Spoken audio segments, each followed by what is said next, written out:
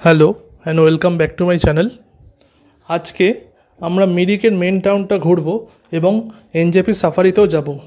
তো আজ সকালে উঠে প্রথমে আমরা একটা সংবর্ধনা পেলাম ব্রেকফাস্টের পর। হোমস্টের মালিক আমাদেরকে সম্বর্ধনা দিলেন, তিনি একজন এক্স আর্মি ম্যান। সবাইকে উত্তরীয় দেওয়া হলো। এই যে ভিডিওতে আপনারা দেখতে পাচ্ছেন লাল হলুদ কালার মেশানোই আছে। আতিথেয়ত সত্যিই খুব দারুণ। এই হোমস্টের ব্যাপারে আমি আগের ভিডিওতে কথা বলেছি এবং তার লোকেশান ডেসক্রিপশানেও দেওয়া আছে। এর সাথে সাথে আমরা কিছু গ্রুপ ফটো তুলে নিলাম। এরপর আমরা এনজেপি সাফারির উদ্দেশ্যে বেরিয়ে পড়লাম। তার আগে মিরিকের টাউনটা একটু ঘুরব। তো আগের ভিডিওতে যেমন বলেছিলাম যে আমাদের হোমস্টে থেকে মিরিকের মেইন টাউনটা 7 কিলোমিটার্স দূরে এবং আমরা অসংখ্য চা বাগান পেরিয়ে সেখানে যাত্রা করছি। টু বি অনেস্ট, আমার দার্জিলিংয়ের চা বাগানের থেকে মিরিকের চা বাগান অনেক ভালো লেগেছে।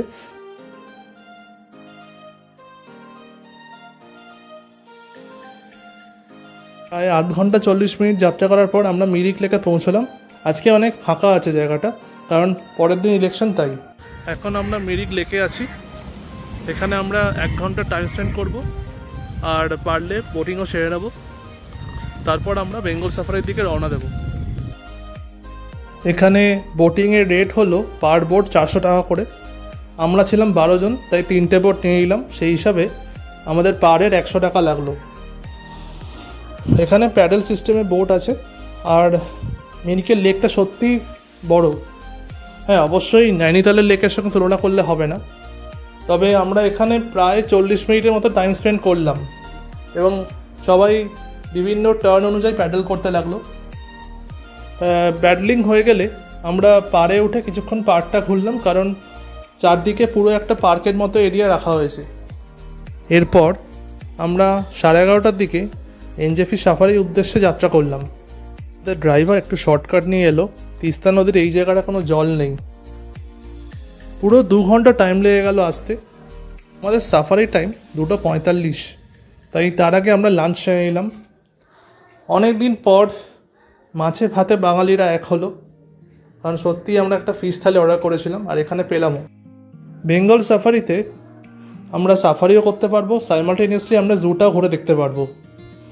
এর আগে কিছু কথা বলে রাখি, যেমন সাফারি করতে গেলে অনলাইনে টিকিট বুক করতে হয় অনেক দিন আগে থেকেই, এবং তার প্রায় রেট হচ্ছে 500 টাকা করে। ক্যামেরা নিয়ে ঢুকতে গেলে আরও 100 টাকা লাগবে। ডেসক্রিপশানে লিঙ্ক দিয়ে দেবো। এর জায়গাটা সত্যি খোলামেলা এবং অনেক অ্যাডভেঞ্চার স্পোর্টসও রয়েছে। এই রকম গাড়িগুলি আমাদের সাফারি হবে 24 সিটের। এরপরে আমাদের সাফারি শুরু হলো ফুললি এয়ার কন্ডিশন গাড়ির মধ্যে, এবং আস্তে আস্তে দেখে নিন আমরা কী দেখলাম।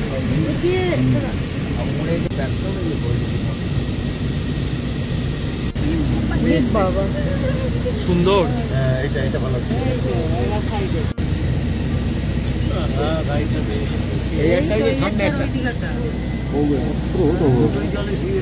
এই দিক দিয়ে তো তুলতে পারতে, তুমি ওইদিকে গেছো কেন? এই দিক দিয়ে তো তুলতে পারতে। 1 ঘন্টা সাফারির পর, মানে 3:45 নাগাদ শেষ হওয়ার পর আমরা জুটা ঘুরে দেখার সিদ্ধান্ত নিলাম। আমাদের ট্রেন ছিল সন্ধ্যে 7:30টায়।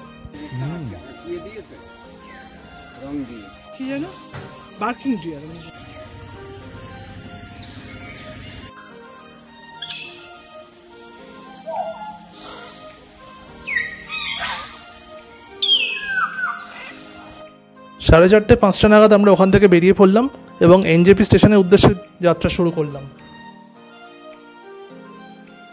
এখন আমরা ট্রেনে আছি, এবার শিয়ালদা যাব।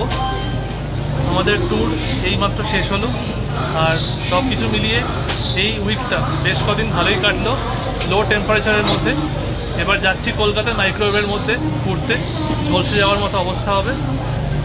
So thank you all for watching this video, and if you are new to my channel, please subscribe and click the bell icon. Bye.